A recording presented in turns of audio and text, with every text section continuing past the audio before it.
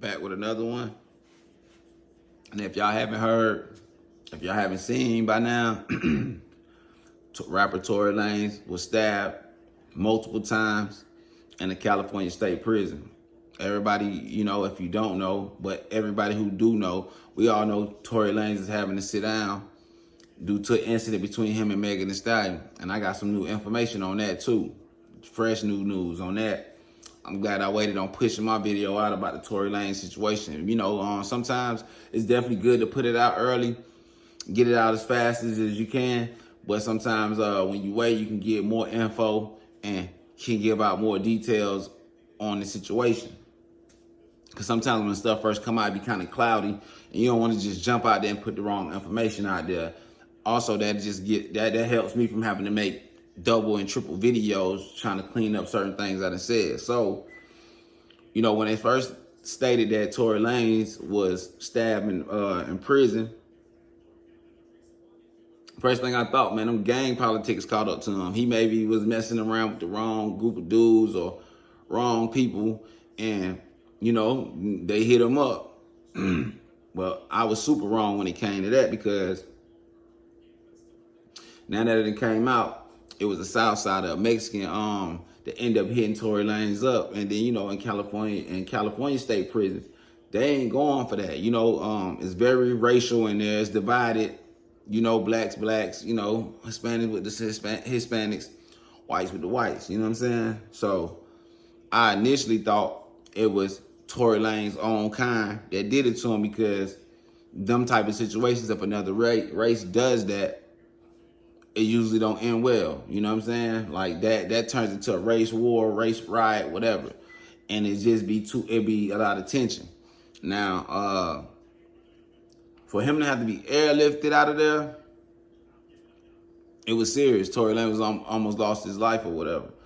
But XG Unit member, rapper Spider-Loc, who was from LA, had put out a phone call that he received from somebody behind the walls that's actually at the prison, and he spoke on what he knew at the time, but also what might come out of this, being that another race stabbed Tory Lanez. So I'm gonna let y'all check this phone call out. We'll get back to it.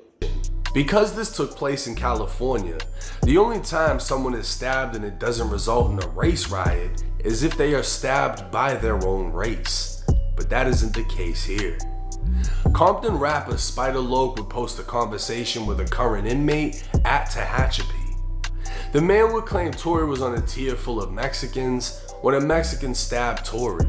He'd confirmed Tory had to be airlifted from the prison, and the prison was placed on lockdown. He'd also confirm, as soon as the lockdown is lifted, the blacks will be seeking revenge on the Mexicans. What's Gucci? What's cracking? What it do, Fight? Shit, nothing much to look, right? This morning, brother, the Mexican out and bust on the boy Tory. You know, they airlifted him and all that, so, you know, that's gonna respond when we come off this shit. We're gonna respond the right way to that. They laid the yard down? No, it happened in the building. What was it over? It was over some. What he had did he have a debt, a gambling debt or something? Nah, nothing like that. Shit, we don't even really know. We don't even know the whole situation, you know. So it was just like some foul play. So it's finna be up. Yeah, it's for sure with some foul play. Damn, cuz. Wasn't nobody right there with him when it happened? Wasn't nobody right there with him when it went down? Yeah, I guess nobody wasn't. He was by himself out there. He got a whole tier full of necks. He on a whole tier full of necks. Wow. Because you already know, once we get on this shit, we press some play on, we press play. I'm already knowing. God damn. Okay, boom. So y'all see, as 1090J posted a clip on his channel. Y'all go check his channel out in the sentence.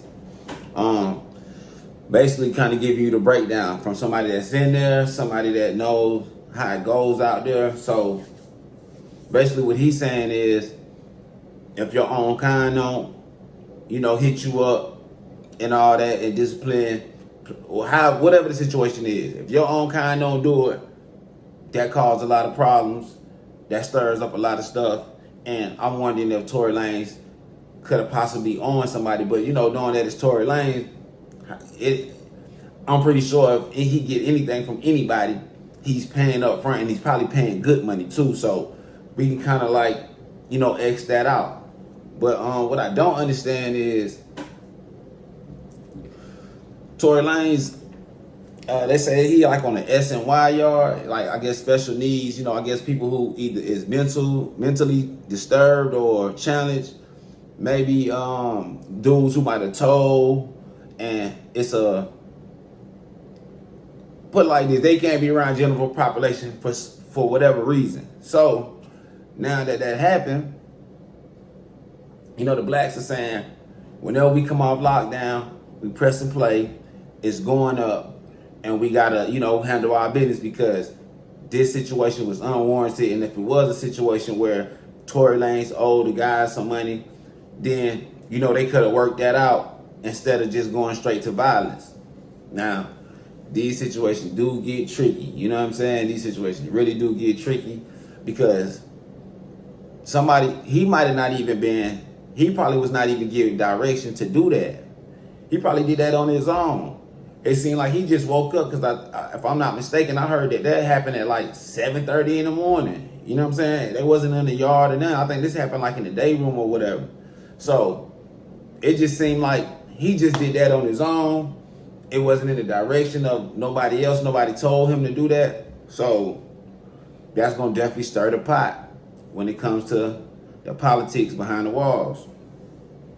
But it's just unfortunate, man, because Tory Lanez been trying to, you know, put in appeals and do his best basically to get out of there, or at least get some of the time cut, because as he's been saying all this time that, hey, he did not shoot, he did not cause any harm to Megan Thee Stallion. And it's crazy because some news just came out today that I'm finna play for y'all that I think this might have been Tory Lanez's lawyers or his team said that they was giving information from somebody who was very close to the situation. I'm thinking like a security guard or a driver, that Tory Lanez never pulled the trigger on that, you know what I'm saying, during that situation between him and Megan Thee Stallion, that it was actually one of her homegirls. They was outside the car fighting, whatever, and, you know, she let it blow. So I want y'all to check this video out and tell me, you know, we'll come back and we'll see what's up with that. Not long ago, Unite the People was approached by a gentleman named Bradley James. Mr. James informed us he was working as the bodyguard and driver for Miss Kelsey Harris during Mr. Peterson's trial. As such, he was in close proximity and he had privy to conversations she was having with her husband and others. Mr. James informed us he was not under a non-disclosure agreement or a confidentiality agreement and was free to speak with Unite the People, and that he was doing it because his conscience would not let him not speak and leave a man in prison for something he did not do. Mr. James informed Unite the People that he was witness to the conversation Miss Harris had, where she stated she had the gun, she fired it 3 times, Mr. Peterson grabbed her arm and knocked it down, and the gun fired more times. In essence, Mr. Peterson never shot anybody, never even touched that gun, never fired the gun. This statement aligns with the statement of the only non-party witness to the case, Mr. Sean Kelly, who at trial testified he saw 2 women fighting, 2 men break up the fight, 1 man grabbed the other one's arm. Gunshots came from the passenger side. Passenger side is where Miss Harris was sitting. This further iterates that Mr. Peterson did not shoot Miss Pete, did not shoot at Miss Pete, or did not assault Miss Pete. It's just another irregularity in a list of irregularities in this case. For example, there were 3 potential suspects in the car that night, and yet the only DNA sample was taken of Mr. Peterson. So as y'all can see, this shit getting crazier and crazier by the day, man. This shit getting real crazy, bro. Now imagine, because this shit happens all the time. It just, you know, the people that it be happening to, you know, they don't be having the support system or the team or even the funds to push the issue about being incarcerated, you know, for a crime that they didn't commit. But we see it all the time. Blacks, whites, Hispanics, all the time. It's plenty dudes that's behind the walls for shit they didn't do. But in the Tory Lanez situation, imagine being in jail, bro, for something you didn't do, and a nigga almost unalive you because they woke up on the wrong side of the bed, bro. That shit is crazy. And then y'all see the lawyer saying, look, this dude, Sean Kelly, driver, security, whatever, he couldn't live with himself. He felt so bad, especially after seeing Tory Lanez almost go out like that. Man, he probably feeling like, man, bro, this shit ain't right. Man, I can't even sleep. Or I can't even live with myself. You know what I'm saying? Because I didn't tell the truth or give up the right information. And I'm pretty sure Tory Lanez, you know, he probably was following Tory Lanez' lead. Like, Tory Lanez never pointed the finger. He never said, hey, old girl did this or did that. He probably just trying to stick to the code. You know how we was taught, man, not to, you know, don't tell on nobody. Let you know, that shit'll work itself out. He was probably thinking, man, if I go to court, fight this good fight, it'll all come out that I didn't do it. And it's messed up that it took all this for that to happen. Now, you know, everything's still alleged. Nobody know. We wasn't there. None of us was there. Only the people that was there know what happened for real. So, two things we do know is Meg ended up shot, and it was an incident that led up to that. You know, when people have some type of emotional attachment to each other and shit go all bad, then you gonna get what you get, and that's some toxic shit. You know what I'm saying? Especially when the alcohol is involved, all that. Like, that shit just it gets bad. But it's just foul that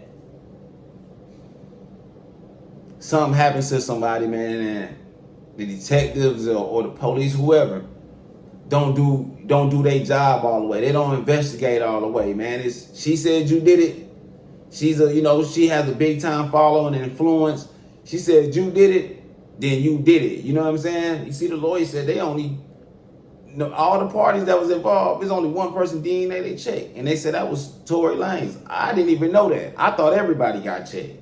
That's why I've been on shit like, Tory is looking like you did it. This is why she's saying you did it. Your DNA all over the firearm. But it seemed like her homegirl, hey, her homegirl was feeling some type of way. Her homegirl like, look, y'all ain't in no real relationship, and you know, buddy want to mess with everybody. You feel me? You tripping over a nigga that ain't yours, they get to hitting. Hey, and Tory, not Tory, but Meg Thee Stallion ain't no little nigga. That ain't a little girl. So she got some size. She sized up for a woman. So you know she probably get to fighting with a bitch, and then you know how all the dancing and shit she be doing. So she know how to make that, you know, work with that weight and body she got, that height she got. So the girl that she might have been, you know, fighting and shit, she probably was getting the best of old girl. Old girl couldn't take that shit. She just uplit, bah. You know what I'm saying? And it's just unfortunate, man, because I guess all of them was friends at one point. They was all cool, you know. Money and drugs is involved, man. Shit gets sexual. You know how that go, man. Females is very territorial, just like men. You know what I'm saying? And she wasn't feeling that Tory was all in her friends' face and shit like that. So they was gonna squabble about it. And that shit just ended up going wrong, going bad in so many different ways, because Meg, her feelings is in it.